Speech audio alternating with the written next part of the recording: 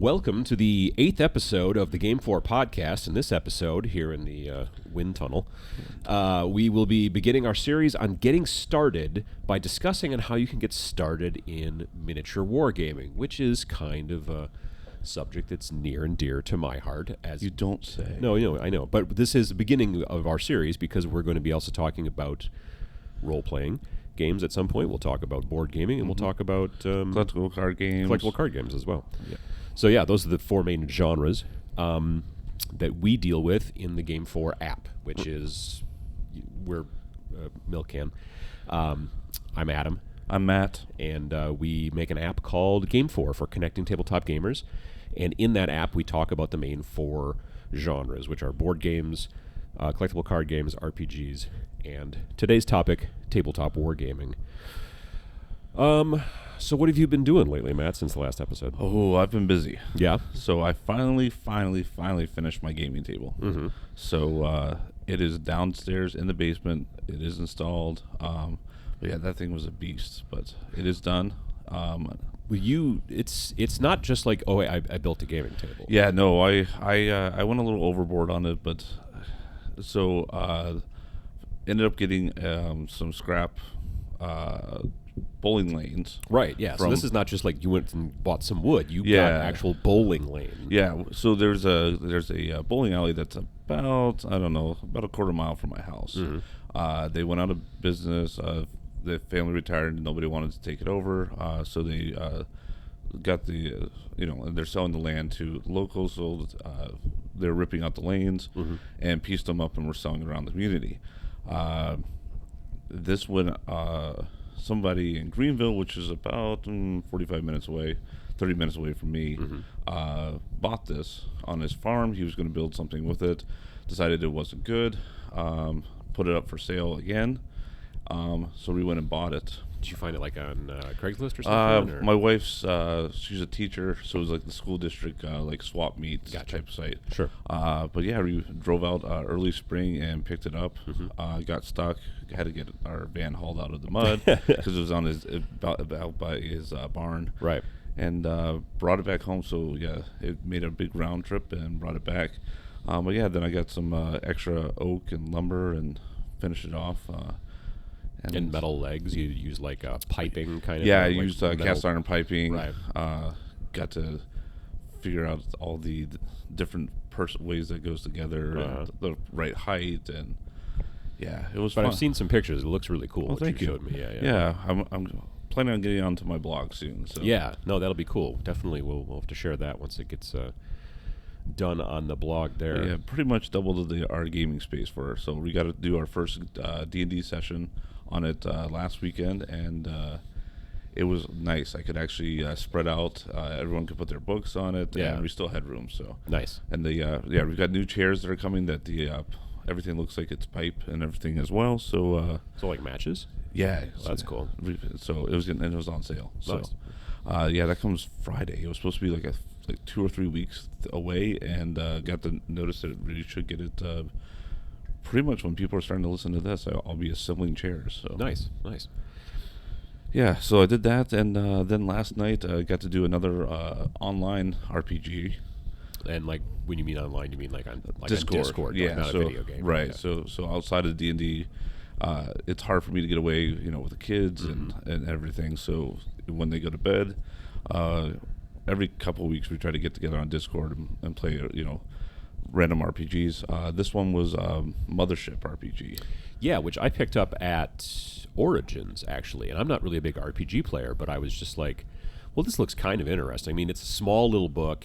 I really like the artwork, and I thought, and it's like kind of a one-off kind of a situation, right? Yeah, right. It's like a horror kind of space RPG. Yeah, and kind of like Aliens type thing. Yeah. So it was fun. We did a one-shot. One of my friends ran it, and it was really interesting. We were delivering a prisoner to a prison planet, and something had gone horribly wrong. Kind of like Doom, basically. Yeah.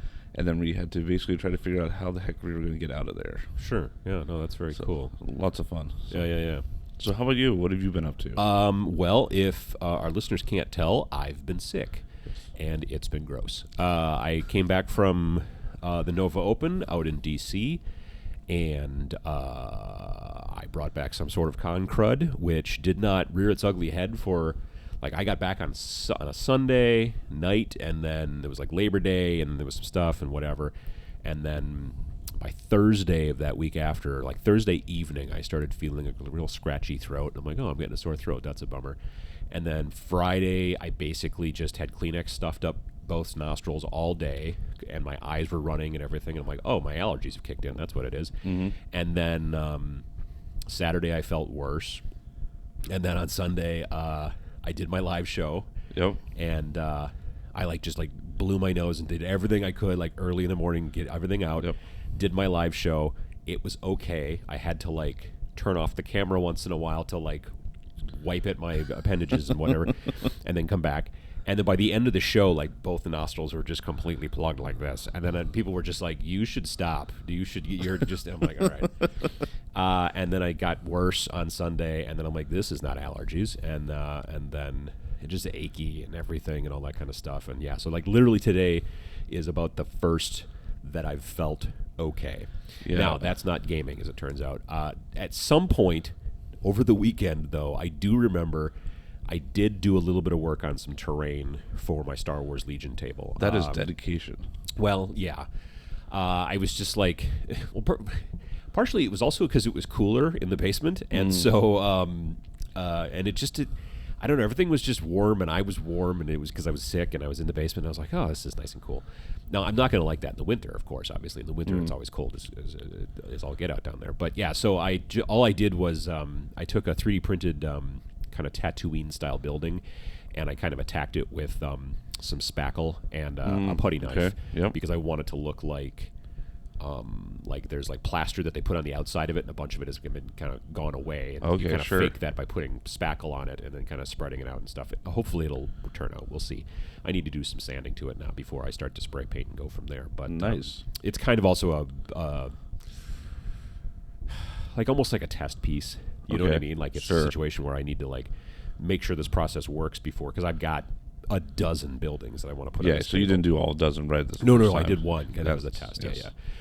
Otherwise, what seems to happen when I get ill is I just wanted to play Minecraft. I just when I wasn't just laying on the couch or taking a nap or whatever. If for whatever reason yesterday it was really warm here, kind of unseasonably so, in comparison to today, which is cold and rainy. And so I just went in the basement and I sat and played Minecraft and stuff, which I feel like I'm doing something. I'm still kind of building. You're still being creative, yeah. Yeah, I'm not, I'm not, it's not just, shooting guys or whatever. It's stuff like that. I'm still making a weird little castle and digging underground. And so are you doing an open world, or I'm just doing it single player on using the Java edition. I would love to sometimes, I think it'd be fun to have a server and kind of go in and out and stuff like that with a group of friends, but I haven't done that yet. So yeah, otherwise, I feel as if this weekend was a bit of a lost weekend because I didn't really get much done other than messing with that one building. But yeah, so that's kind of where that's been. There's a lot of cold months to get a lot of stuff done coming up, though. No, that's very true. That is very true. It's just the thing is with a lot of that terrain, I do want to be able to spray paint it. Yeah. I mean, I'll probably finish it with airbrush, but I do want to get kind of the initial stuff done. So I do want to start to hustle. So hopefully maybe this weekend I'll at least feel better enough that I can get some more of that stuff done. So, yeah. Sure. Awesome. Yeah. So, but we got something kind of new. Yeah, I'm very excited. This was great when it came in. Yeah, absolutely. Yeah, we've for the last 7 episodes or so, we've been saying, hey, if you've got a question, you can email us at podcast, or is it podcasts? Podcast at IamGameFor.com, and somebody did. So we've got a listener named Rich who sent us an email. It starts off, "Dear Hobby Heroes," which I appreciate. That's I was hoping I was included in that, but no, I think that we are, both of us. It's heroes, because it's 2, or at least more than 1. We should get business cards. Yes, so that's spectacular. "Dear Hobby Heroes, first of all, I'd like to thank you for your quality content and product. I appreciate that. I'm sure you are busy, but I'd like to lay out my current strategy and get your input. A year ago, I got into the miniatures hobby in earnest for the first time. It's been a whirlwind love affair ever since, and I'm sure you are familiar. Starting out with only my brother in Age of Sigmar, a game made by Games Workshop, I began to trail off into 40K, Warhammer 40,000, and Kill Team, which is another game of theirs. I soon realized Kill Team has been a great starting point for both cost and rules. I began to influence people to play. Then Warcry came out, and I had an epiphany. So Kill Team and Warcry are both games also made by Games Workshop. Right. They're the biggest in the industry for miniatures. Both smaller, kind of skirmish-style games. Yep. Warcry is the most recent. It just came out in July, I think. Yes. Anyone who's ever had an RPG, or anyone who's ever played an RPG, video RPG, CCG, collectible card game, and the like, could get into this easily. Talking about Warcry, Right, because it's got a lot of fantasy elements to it, right? well, it's a fantasy thing, but it's also Warcry is got a simpler rule set even than Kill Team. Okay. And Kill Team, I would say, has got a simpler rule set than 40K, which is the Absolutely, large army yep. game. Mm-hmm. Yeah, but it's related. Whereas in Warcry, it's a simpler rule set that's not quite related to Age of Sigmar, which is the fantasy version kind of that's more army based. So, it was admittedly a easier game to get into for players new to wargaming. No saves, prefab terrain setups, and game conditions allow for easy shop play, playing at your local game store. I've reached out to one of my local stores and have scheduled a demo day.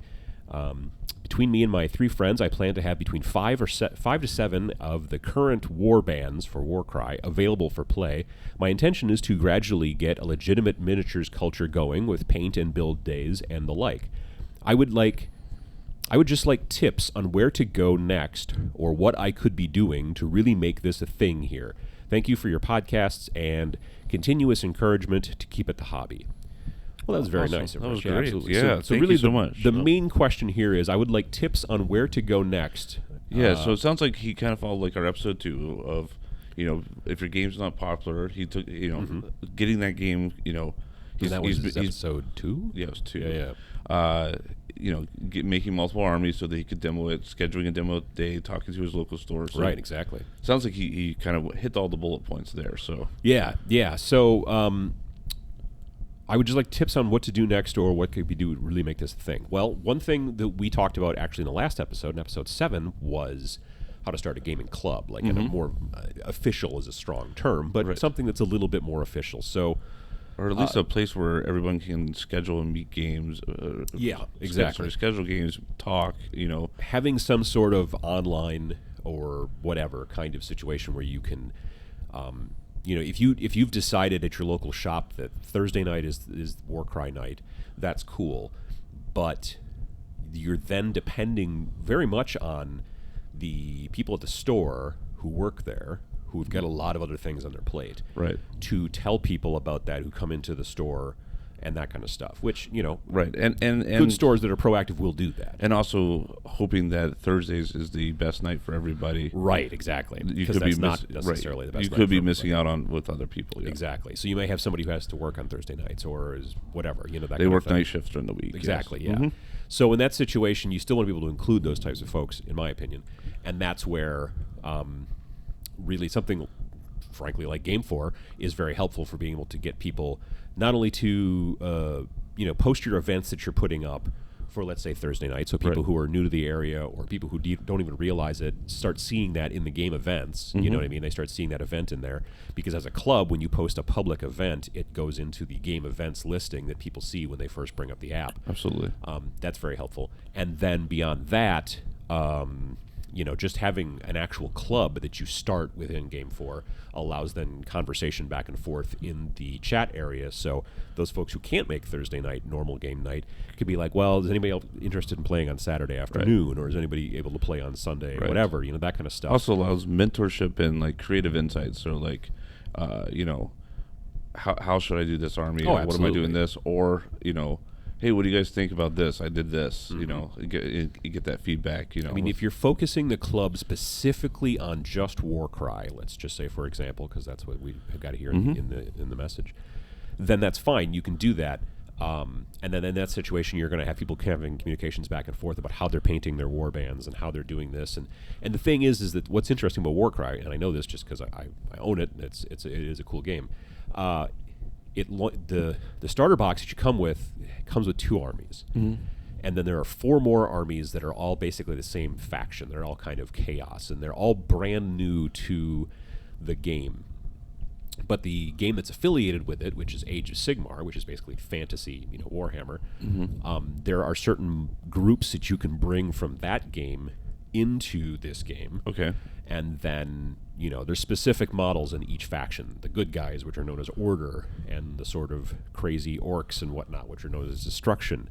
And then there's the undead folks, which are known as Death, and that kind of stuff. So you can bring different people in from those groups as well, specific models. So there's a lot of it's not required that you do a lot of army building, but there is some questions that the newer player may be like, well, I need to know a little bit more about this or whatever. So it can be both the conversation you're having about, like, how do I do my bases to make them look nice or whatever, like, how do I texture them, to anywhere from, like, is it better to use 2 of these guys or only 1 of them? Or strategy, that kind of stuff. or Exactly, okay. that kind of stuff. So that kind of conversation, obviously those conversations go best when you're sitting there face-to-face at the gaming table or at the shop. If you can make it on Thursday nights, in this example, that's great. But basically trying to find some sort of online hub, some sort of thing where the users can communicate is, I think, really helpful. And I think that in our situation, what we've tried to do with GameFor is to make it so that it can be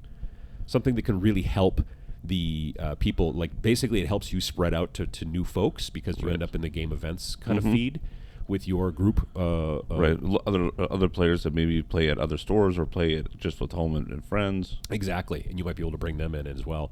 But then it also helps to bring in people who haven't even played yet or are interested in that kind of stuff. And then you also have the communication within the club where people who can't make the Thursday night, in this example, or whatever, can get together and have that conversation. And I think that it works out pretty well. Is there anything else you were thinking about with that? And then maybe you said demos at the game store. Maybe look at showing up at some conventions.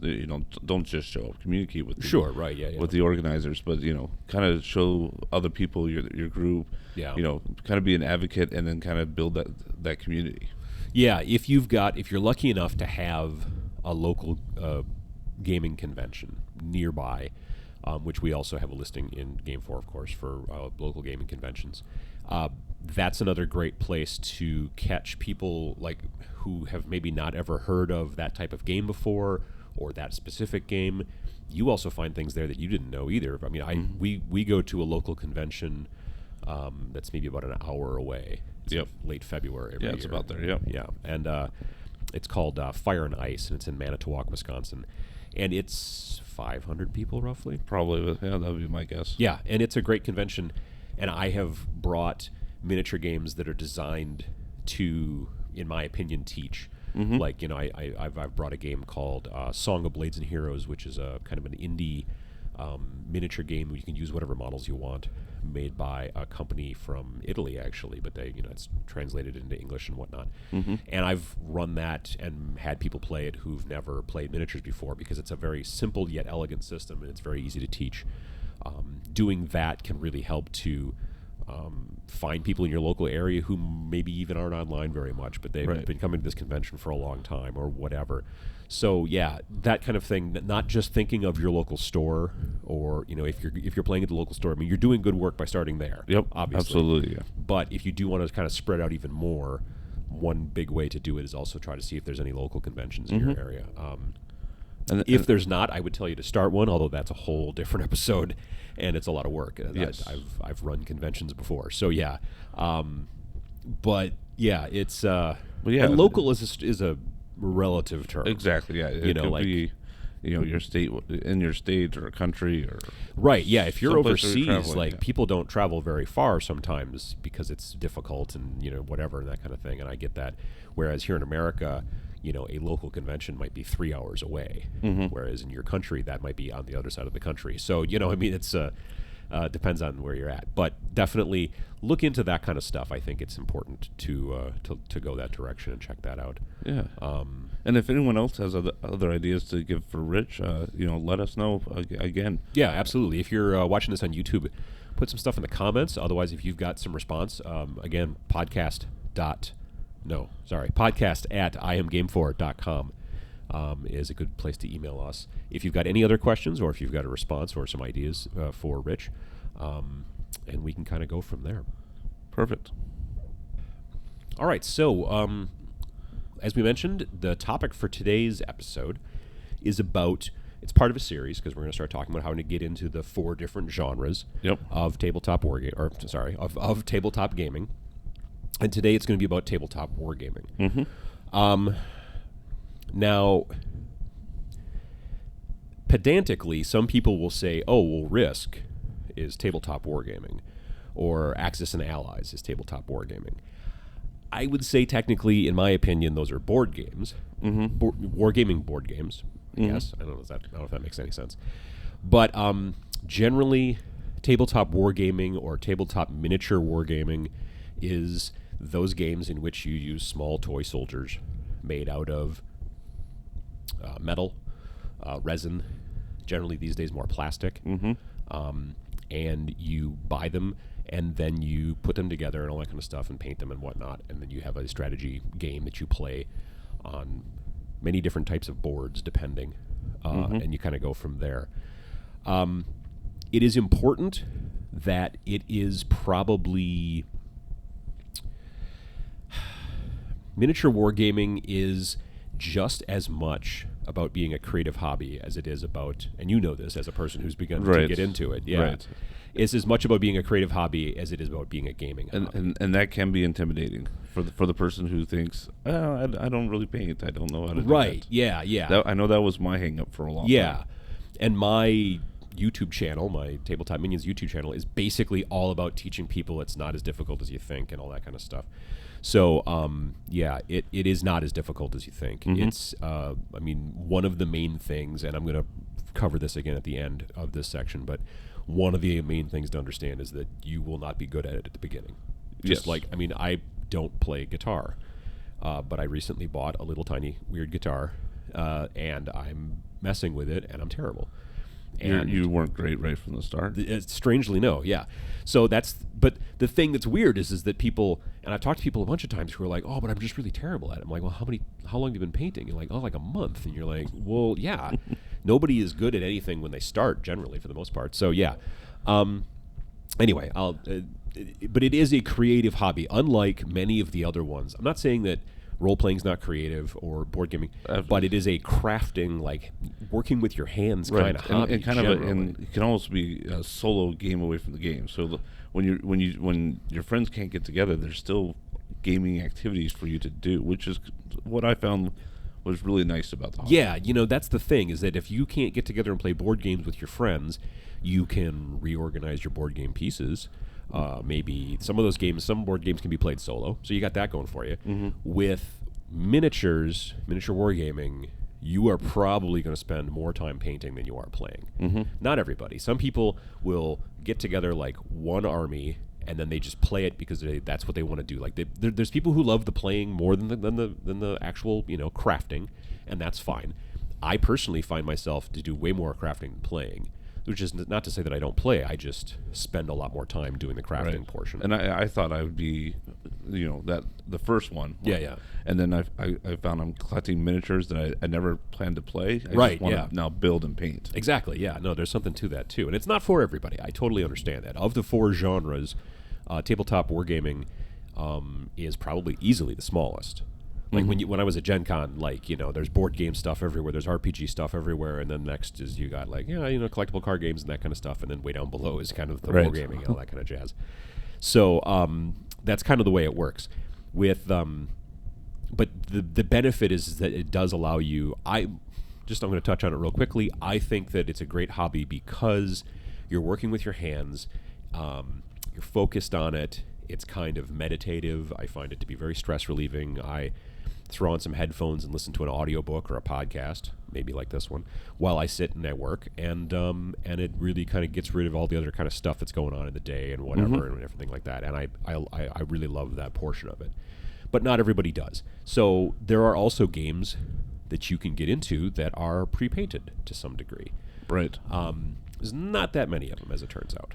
No, there's a couple of popular ones. Which ones would you suggest? HeroClix, which is made by WizKids. Yeah. And that is superheroes, basically. The downside with HeroClix, to some degree, is that it is random pack, which means you buy a box of it's not all random pack. The majority of the game is random pack, where you buy a box and there's like 6 or 7 models inside, but you don't know what they are. Okay. So you open it. It's like like baseball cards. You open it and you're like, oh look, I got this guy or whatever, and these guys and whatever. They've been doing that for a really long time. This is not new. That game has been out for, oh gosh, it's got to be creeping up on it's at least 15 years, if not longer. Wow, okay. That's Yeah, I remember buying the thought. original starter for that game when it came out, and I remember I had this very strong visual memory being over at a friend's house, and they have not lived in that house for a very long time. So this was, I bet you it's creeping up on 20 years. Wow, okay. Yeah.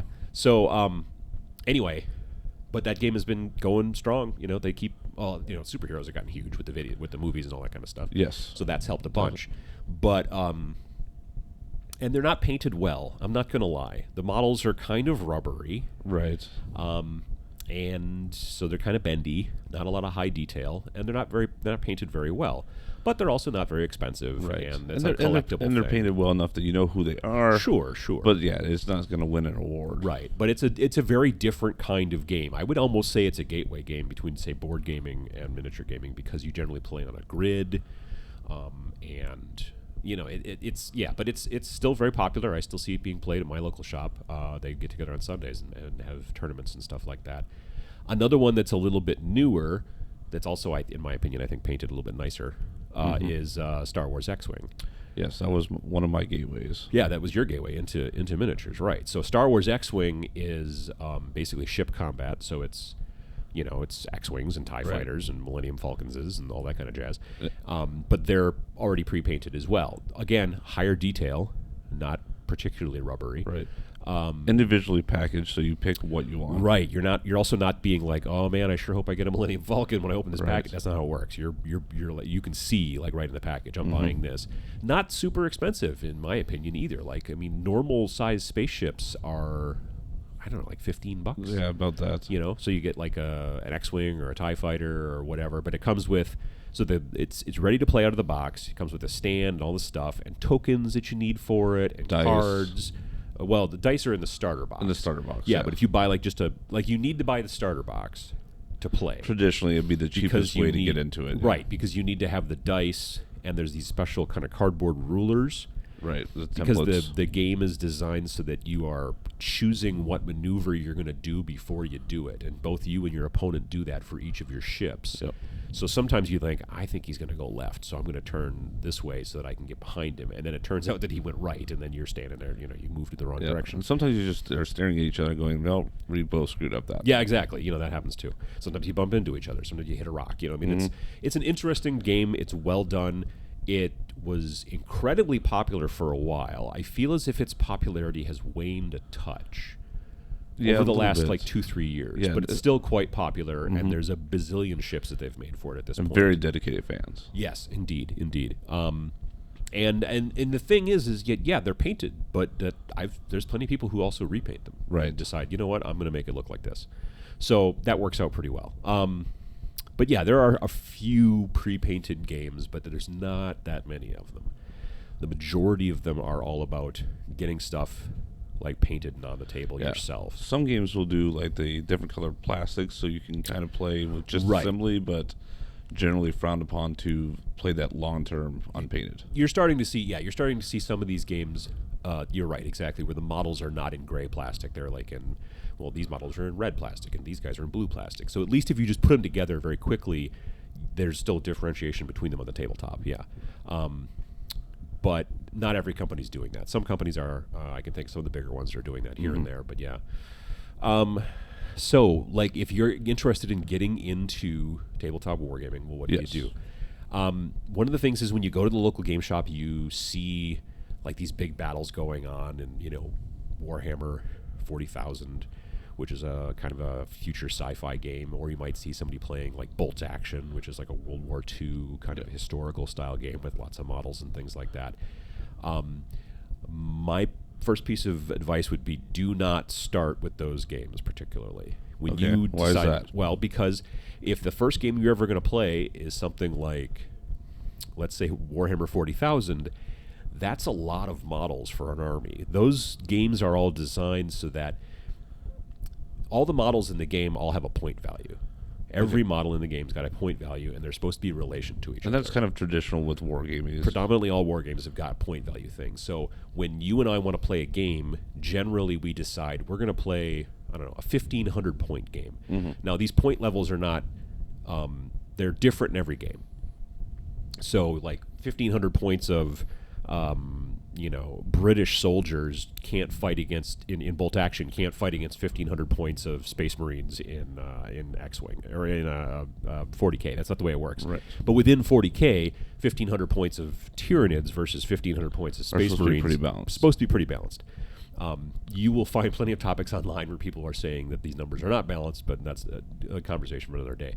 But generally, that's a lot of models that you have to get together to make that happen. And in some situations, it can be, depending on the army, you have some armies that are horde armies where it's like a lot of inexpensive models. Inexpensive meaning points-wise. Right, like orcs Can be traditionally orcs have a fun. lot of, if you look at like military history, like the Soviet army in World War II was a horde army because they were just like, we'll just keep throwing people. We don't have any more it's just tanks or fodder. whatever. Yeah, exactly. And then you have very elite armies where each piece takes up a lot of points, and so you don't need as many pieces. But every piece you lose is a definite blow. right, to because your they're highly strategy. trained. Like they're more like a SEAL team type specialist. Exactly.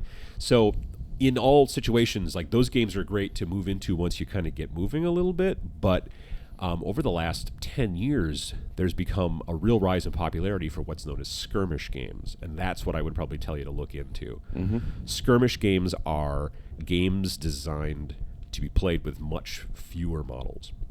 So you're looking at, like, skirmish games where maybe sometimes it's 5 models per side. Right, or even like 2 or 3 sometimes. In some situations, yeah, but 5 to 10, sometimes you see maybe even as many 15, but it's generally, I see skirmish being between 5 and 10 models a lot of times. Mm-hmm. Sometimes a little bit more, but not too much more. But yeah, so that's kind of the thing. And we were talking a little bit about a gateway game before, talking about like X-Wing and stuff like that. There are plenty of gateway games that you can get into that are not pre-painted, that you can still get a little bit of crafting in and kind of learn the whole thing, but are still also very, I think that they're good to kind of like move you from, like, if you're already playing some board games and stuff and you really enjoy board gaming, but you would like to get into kind of painting miniatures and doing that kind of stuff and getting moved without being fully committed. Yeah, right. Yeah. So games like Ultima. Geez, I keep doing that. There was this game back in the day called Ultima Underworlds. I used to play on the PC like way back in the 90s. Warhammer Underworlds is the game, and there's Shadespire, Night Vault. There's a third one now that's come out, and they're almost like seasons. Mm-hmm. Like, first of all, Shadespire came out, and they came out with 8 different warbands for that. And they came out with Night Vault, and there have been 8 different warbands for that. And now they're coming out with a third one, which I can't think of the name off the top of my head. But they're all compatible as well. And that's played on a hex grid, and it's a smaller board, so you don't have to have like this huge 4-foot by 6-foot kind of battle. It's a smaller battle. Some of those warbands are as little as 3 models. I think some of them go up to like 8 or 9. Mm-hmm. But there's no army building in that game. And when I say army building, I mean the actual like figuring out, okay, we're playing a 100-point game, so I have to 2 of these and 6 of these guys, and all that kind of stuff. You're not.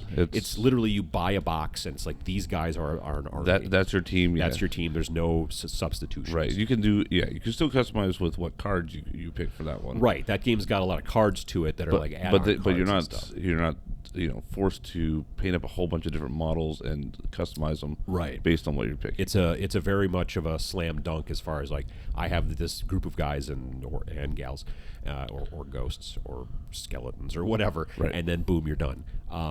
And those are one of those games that come in colored plastic, like we were talking about before. So you can be playing them obviously for a while before you need to paint them if that's kind of an issue or whatever.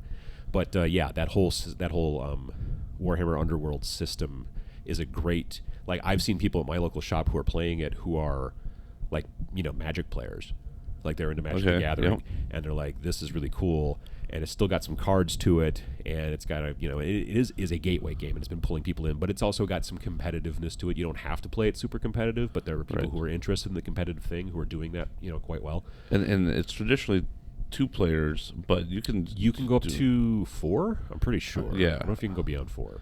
I've done 4, but I don't know if we've you played go 4 higher than before, this. but and it's a fun game. You and I both have played it in the past. And that's a great way for people that are less experienced, because you can kind of gang up on each other when you have multiple players too. Right, yeah. And as far as cost, like that particular game, Warhammer Underworld is like the Shadespire starter box, if I remember correctly, was like $60. Yep. And it comes with the dice and the boards and all this stuff, and like 2 warbands. Right. Beyond that, if you want to buy extra warbands, if you want to just try out a different army and stuff like that, they're like 30 or 35. I'm pretty sure they're 30. Yeah. Yeah. So and it comes with the cards and everything that you kind of need for that, including the models, obviously. And so that's very cool. That's a really good gateway kind of starter into getting into war games. So yeah, that's Warhammer Underworlds. And then another good one, I think, which is very, very gateway game-ish, because it really does kind of come across way more as a board game to some degree, is Zombicide. Mm-hmm. So Zombicide, the upside to that is that if you do want to start practicing painting, Zombicide is amazing because it comes with a bazillion zombies in there, and they're zombies. Right. So like if you are like just basically practicing on zombies, you can just kind of be like, well, if it's a zombie and it's not perfect, well, it's a zombie. He's dirty. Right. That's been crawling around. That was my artistic license there. Yeah. Exactly. Yeah. So there's a big benefit to that. It's board gamey, but it has abilities to it. There's some line of sight, there's range, there's things that you use in miniature games that you maybe don't use as much in board games that are still considerations when playing, and I think it works out very well that way. And a lot of, and typically there's a story or some kind of campaign setting that you're going into. So, people that are traditional RPG players might kind of recognize some of that aspects. Yeah, and they've made tons of different versions now. I mean, there have been a zillion expansions too, but there's like the original kind of Zombicide, which takes place in a mall in modern day. Mm-hmm. There's Black Plague, which takes place in fantasy. They've just come out with a new version, which is like on a spaceship or something like that, called Invasion, maybe? Or I forget what it's called. So there's a lot of Zombicide to choose from, and if you want to like practice painting, like painting on zombies, and a lot of them really can help. And you can, like, we did a video on my channel a number of years back with my friend Sam, who's an amazing painter, Sam Lenz, and he basically just showed how to quick paint zombies, and it's been a very popular video. So yeah, there's a lot of videos out there to show you how to do it, but definitely you don't want to sit there and spend like 4 hours per zombie because it will take you the rest of your life, but you can really kind of learn quickly and be like, well, that didn't quite work so well, I'll do the next one, and then go, okay, cool. And it's not like you're going to throw away the ones that don't work well. They're just, it's just a zombie that's like maybe not quite perfect, but he's a zombie. That's the whole point. Right. Another great gateway game to kind of get started with as well is Imperial Assault, which is a Star Wars game. Right. And again, that's played kind of on a grid, and it's like hallways and stuff like that, and it's a small skirmish game, and you've got your stormtroopers, you've got your rebels, you got your, all that kind of stuff. Mm-hmm. And again, it's a boxed game that comes, the one thing about a lot of miniatures games is that you kind of have to build, especially when you're getting into an army style game, you're building. So, like, you don't buy one box. It says, okay, here's your entire 1,500 point army. Right. Generally, you know what I mean? You're saying I need 5 of these guys and 5 of these guys. Pre-plan. Right. And so you're buying box and box and box and box and building, and everybody's army can be different that way. Whereas a gateway game, generally, like, okay, here's Shadespire, boom, it's $60, or here's Zombicide, which is like, I don't know, $80 maybe for the whole thing. Imperial Assault's the same kind of way. You can go, boom, buy it. Now, there are add-ons and expansions in most of these games. Shadespire's the same way, Zombicide's the same way. Imperial Assault, you can have add-ons and expansions, but you have a starting space, which I think is really helpful for people who are new in getting into it. And again, you can paint, like, I mean, honestly, our friend Jason got into miniatures because he's a big Star Wars fan, started playing Imperial Assault after he'd been playing X-Wing. X-Wing with me, yep. And then he started painting models. Yeah, replayed unpainted, and then he started painting, and then it was like every time we played, we were like, what'd you paint this time? Oh, yeah, exactly. And now he's got like he's got a Sylvaneth army for Age of Sigmar, which is basically tree folks and stuff like that. And yeah, it's a whole thing.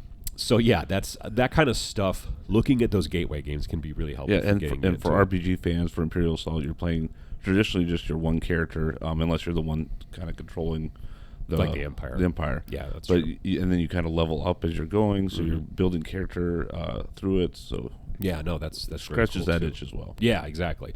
And there are plenty of miniatures games, wargaming miniatures games that have some RPG elements as well. I think Frostgrave's a big one. But yeah, there are some of those as well. All right, so let's say you're getting interested and you're more interested in that kind of stuff, and maybe you're looking for something beyond the gateway games. I would tell you, number one is to look around and see what's being played in your local area. If you decide, we did a podcast about this a while ago, sometimes you end up having to try to become an advocate for a game that you really like that nobody plays in your area. But sometimes the easier road to go, especially if you're getting into something new, is to find out what other people are playing.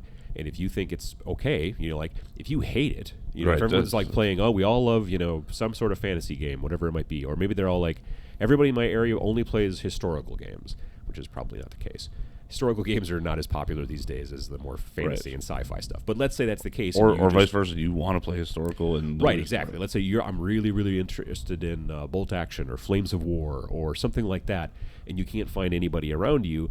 Well, that's going to be a tougher kind of road to hoe, But if you're like, I just want to play a miniature game that I can find a bunch of opponents for, go to your local shop and find out what people are playing. Right. And traditionally, you kind of almost figure that out, just by looking at the shelves. If the game has like a few components, they barely carry anything in stock. That's very true. Versus they dedicate a whole section to it. Yeah, you will generally not find a store that has an entire section devoted to a game that nobody plays. You know what I mean? Like it's rare that they're like, you like walk in and you're like, everybody here plays Infinity, but they don't sell it. But man, they sure do have a lot of War Machine. And you're like, yeah, nobody plays War Machine here. You're like, well then, why not?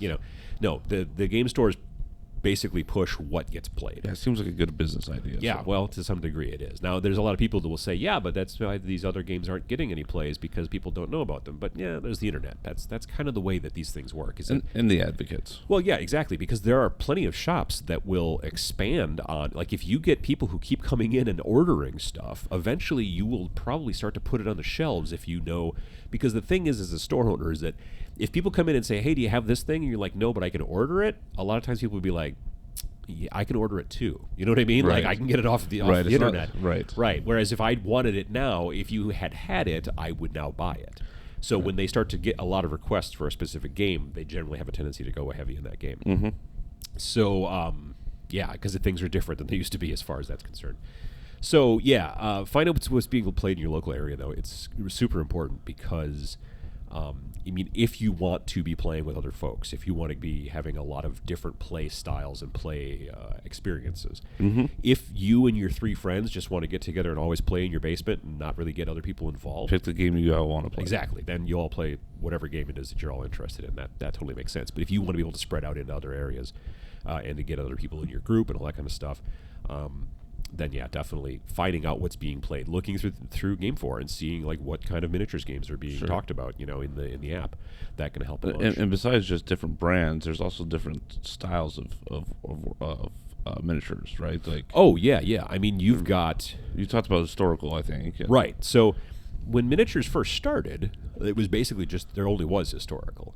Everybody was doing Napoleonics and Civil War, American Civil War, and those were like the big ones. And you just pushed around like rows of people who were fighting against each other and things like that. And it was all about kind of rank and file, those types of battles. It wasn't about moving individual folks and doing all that kind of stuff. It was more about just like, now this row of guys will go and fire, and this will happen, and that kind of stuff.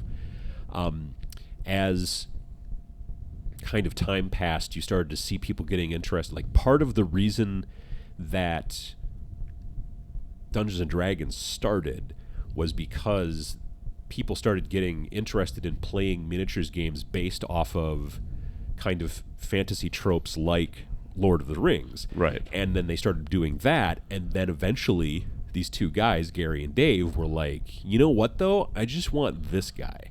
Right. I don't want to push around a whole bunch of elves.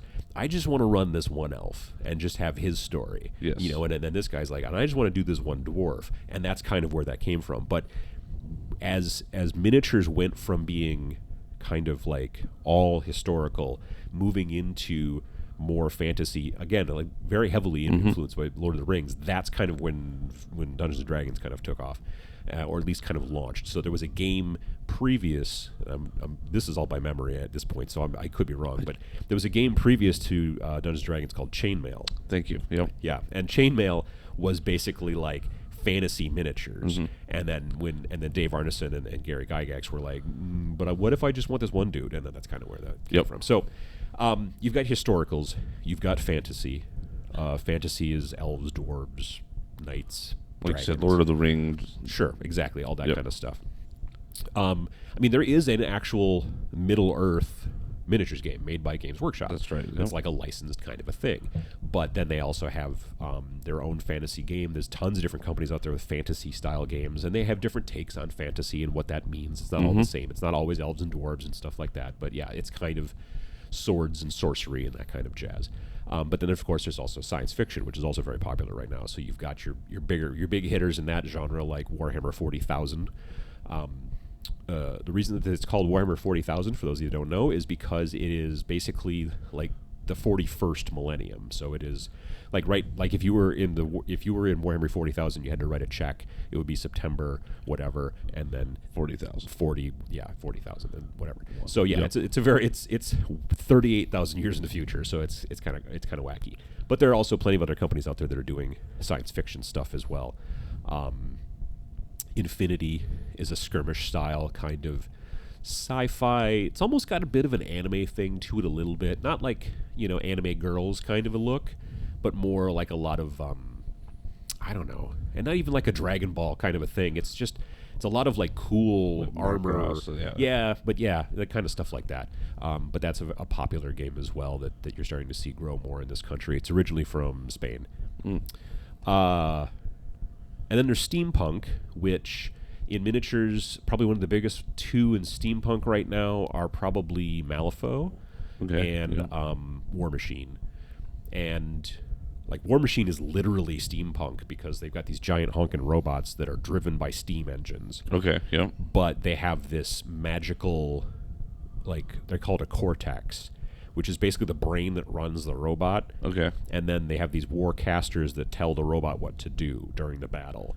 But they're steam-powered, so it's literally steampunk in that situation. Whereas Malifaux is steampunk, but it's like, it's alternate history Earth, probably 1800s. Okay. And there's magic and a whole bunch of shenanigans and stuff. But both of those games, Malifaux specifically, Malifaux is very skirmish. Like, in general, you play with 6 to 10 models. Max, whereas a game like War Machine has expanded to the point where sometimes you're playing with maybe 20 models or maybe 25, on average.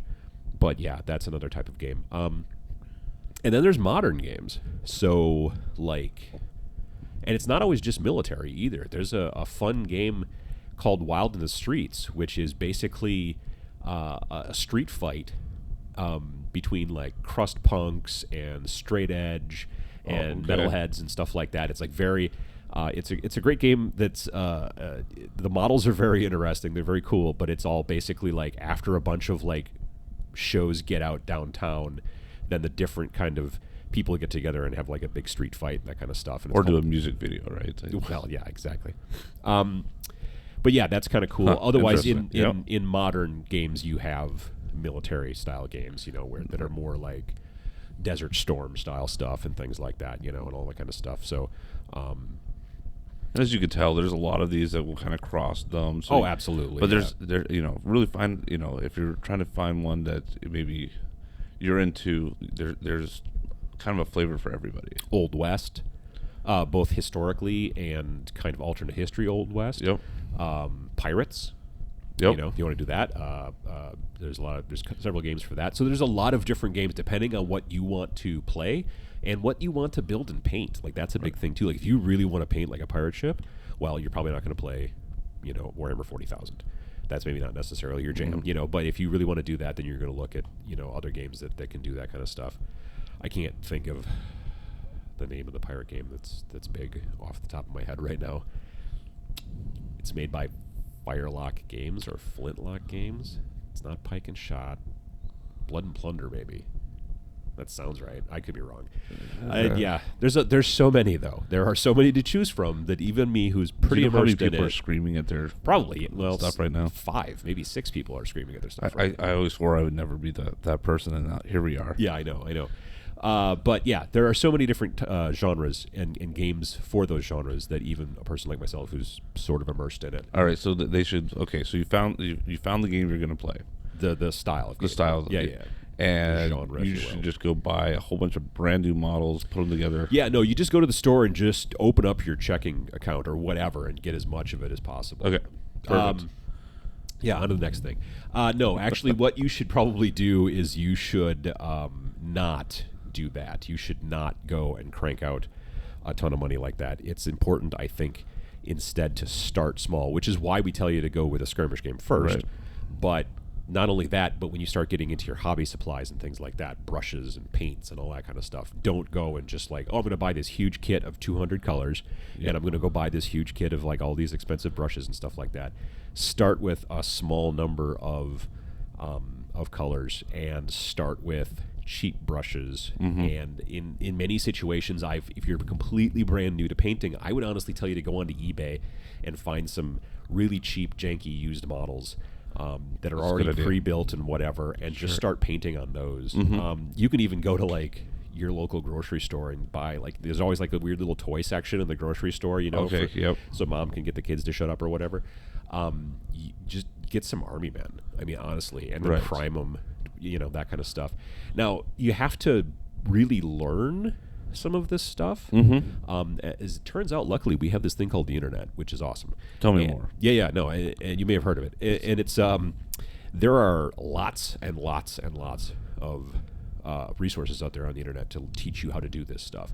There's YouTube channels. I have a YouTube channel myself. Yes, you do. There's blogs. You have a blog yourself.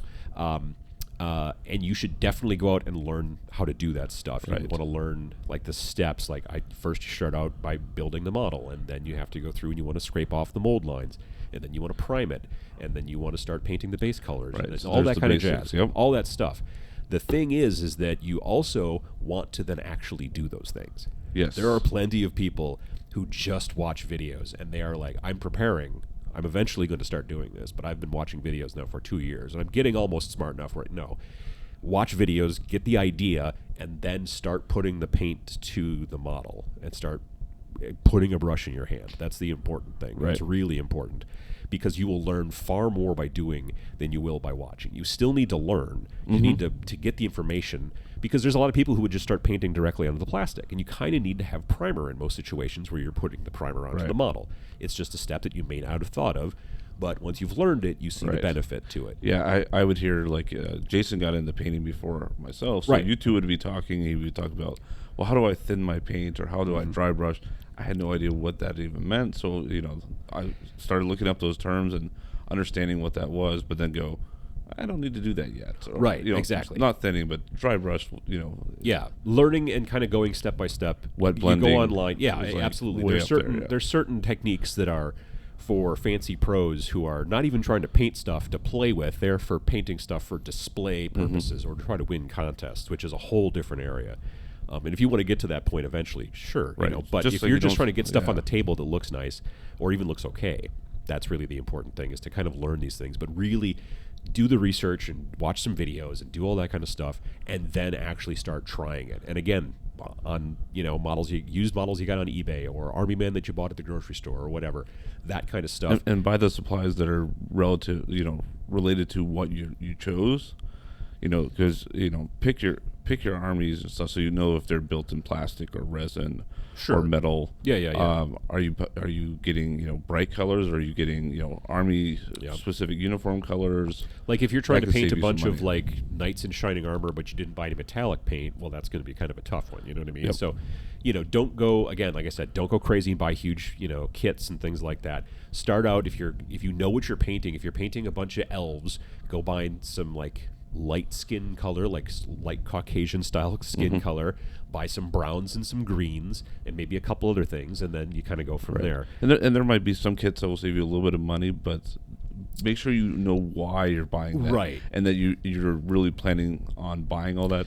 There are some companies that sell paints that sell them in small, kind of related colors. So, like if you're buying a, Scale 75 is one that I can think of off the top of my head, where they sell groups of bottles of paint that are like, here's skin tones. Yep. They go from everything from the darkest skin tones to the lightest, palest skin tones. And now you have a bunch of skin tones in one box. That's not a bad idea, especially if you're going to be painting a bunch of barbarians who are running around basically with their skivvies. Totally makes sense. But buying that, if you're painting Space Marines that are predominantly in armor, is not such a smart idea. Yeah, like I was doing World War I. That was the first thing I painted, so I bought a set that was all the British, which was the army I had chosen already, their army colors. Right, exactly. Yeah. And then, that gave me 80% of the color I needed right there. And in historicals, color is a bit more important. Like if you're doing fantasy and sci-fi, these things don't actually exist, so you can tweak them as much as you want, use whatever colors you want. But if you're saying, I want these guys to look like these particular Belgians from World War II, well, then one of the benefits to historical gaming is you get to do a bunch of research to learn like what colors in 43 did they use for their pants and stuff like that. Right. If that's your jam. Personally, that's why I have a tendency to stick more to sci-fi and fantasy, is because I like being able to make that stuff up on the fly. But that's kind of the thing. And don't go, like there are plenty of companies out there that sell really expensive brushes. I can tell you right now, I mentioned Sam earlier, Sam Lenz.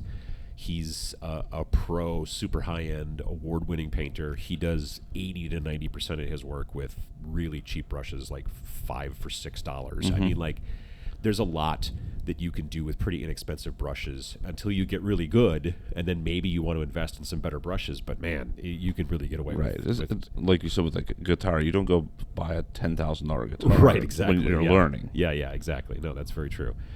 And then I think one of the most important things is that you need to understand that it is a skill, and you will be lousy at it at first, both in the hobby portion, the craft, and in the game. Like you'll play your first game and you will probably lose. It's that strategy is different. Every game is different. It's like going from checkers to chess. Right, exactly. It's a very different thing because it's not on a board generally. Like if you're playing one of the skirmish or one of the gateway games we talked about at the beginning, you're maybe on a hex grid or a regular grid. Right. But in a lot of normal miniatures games, there is no grid. You're playing on an open board and there's trees and hills and castles. Yeah, learning how to properly do cover and exactly. Your guys keep getting shot up. Well, that's because you were standing out in the middle of the open. You're like, well, but I thought I was out of range. Well, you weren't. That kind of stuff. Yep. And finding somebody who's already playing, and again, finding a mentor, that's going to help, because you don't want that first player that you play against to just try to crush you. You want to be able to learn, but you also have to understand you're probably going to stink at anything that you start at. You're kind of lousy at. Right. And same with the painting, which is why I tell you to practice until you start working on some models that you don't care that much about and that kind of thing. I would say that probably of the four main genres, this is probably miniatures has probably got the steepest learning curve. Yeah, I would say overall, you know what I mean? Because like the other genres are more in board gaming. There's strategy, but board games are all different, and you don't just play like a board game or a couple of board games. You're all over the board. Right. In RPGs, you do have a tendency to maybe stick with a couple different systems. You have to understand those systems, and that's a thing. But and in collectible card games, it generally but still in this, it not only is it the game itself, but it's also then the craft portion of it as well, and it takes a long time, but it's a lot of fun. I mean, it takes a really long time to get to like those pictures that you see in the box when you're at the store. Right. But I can tell you that, like, if you sit down with somebody who's been doing it for even a little while, then they show you a couple of little quick tips, or if you go on to like YouTube or whatever and you find a bunch of stuff, you keep with it a little bit, you're going to start to surprise yourself with how good you can get pretty quickly. Yeah, I remember the first time I normally painted after the kids went to bed. The first time I was painting and the kids were awake, I remember my daughter looking like, the heck are you doing? And it was just like, she's like, I didn't know you could do that. And I'm like, I didn't know I could do that. Exactly. Either. Yeah. And I wasn't going to win an award for what I was painting, but I was proud. Yeah. And it was some pretty cool things to do. So much of the beginning in painting miniatures is honestly technique, knowing the technique. The super artistic, artsy-fartsy, fancy stuff at the high end, that's a totally different animal. But if just getting like stuff that you're really happy with on the tabletop is really just knowing some techniques, understanding and dry brushing and washing and all that kind of stuff. And be okay to fail. Exactly. It's okay to lose. It's okay to mess up a model. Even if it's a model that you know, like if you're not practicing on like stuff from eBay or, you know, Army Men or whatever, you can always strip the paint off. There's plenty of videos out there that'll show you like the best chemicals to use, and they're not particularly toxic or expensive. Stuff I use, I get at the dollar store. Just dunk a model in there. You leave it a couple of days, you pull it out, get a toothbrush underneath the tap in the kitchen, and just get the paint off of it, and you're ready to go again. Yes, when I first started, I was like, I will never have to strip because I will do it right. And like first set of armies, second set I think was when I had to strip. And yeah, I'd still do it for stuff either that I painted a long time ago that I want to repaint. I want to try to repaint it, or it's stuff that I get on like again on eBay. I found models on eBay that I'm like, I really want to paint that model, but I can't find it anymore. Right, and kind of going on the technique you were talking about with the terrain. Same thing with the models. Don't go and prime 20 models right off the bat. Yeah, no, I agree. Do your techniques on like one or two, and then once you get going, it is best to assembly line because you can get through stuff a lot quicker. I would say once you kind of get your feet under you, don't just be working on one model, because I'll see people that are like, oh, I worked 20 hours on that one model, and I'm like, yeah, but you got 9 more guys in that squad. Right. You know, whereas because the benefit to working in an assembly line situation is that when you do the boots on this guy, then you can do the boots on the next guy, and you do the boots, and by the time you get back to the first guy, the boots are dry. Right. If you're doing one model, a lot of times you're waiting for paint to dry. Right. So, but on the other hand, you might, like I was, the first time I had done shrubbery, I was applying, and I was like, oh, well, I'm just going to do it this way, and I did it to the 6 models I had painted, and basically almost screwed them all up to the point where I thought I might have to strip it. I was able to save them, but so yeah, it sounds like we've been telling you not to start, almost. Oh, yeah. It really is a fun hobby. I really love it. It is my favorite of the gaming genres, and I spend so much time working on that kind of stuff. It's not for everybody. There's some people who just want to play and don't want to have to do all of this weird, you know, painting and whatever. But I think I don't know. I've found it to be such a stress reliever in my life, and I really love the result. Yeah, like I said, the fact that I can do it when I can't necessarily get out of the house all the time. Exactly. Is really what kind of... It keeps you invested in gaming without having to be able to necessarily find other people to play with at all times and that kind of stuff, Whereas, like, you know, it's kind of hard to play Magic by yourself. Although now they've got it on a computer game. But computer games are a totally different thing altogether. So, yeah. Anyway, so I hope that's been helpful. This one's going a little longer than usual, actually. But, yeah. So thanks again for listening to this episode of the GameFor Podcast. If you've got questions or comments and you're watching on YouTube, just please leave a comment below. Otherwise, if you're listening via your favorite podcast player or just aren't into the whole YouTube comment section thing, then you can feel free to reach out to us via email at podcast@iamgamefor.com. You can also find us on Facebook, Instagram, and Twitter. And lastly, to find out more about the GameFor platform designed to connect tabletop gamers and hopefully find you more miniatures games to play with people in your local area, please check out our website at www.iamgamefor.com. That is www.iamgamefor.com. Thanks. All right, thanks.